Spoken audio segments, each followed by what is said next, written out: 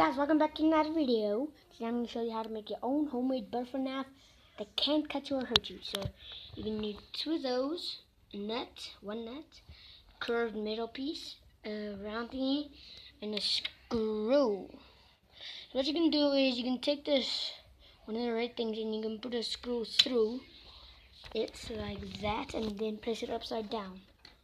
I can't do this with one hand, it's so hard.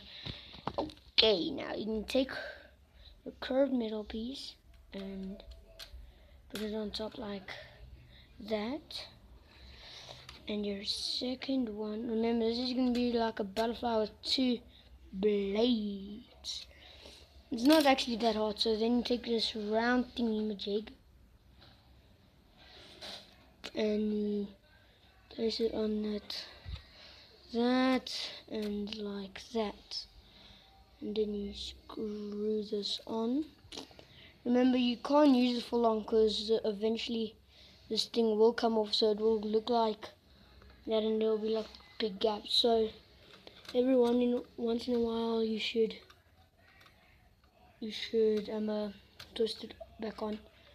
So then, hold on, let me put this down for a second. So once you are done, you should have something that if you open it up,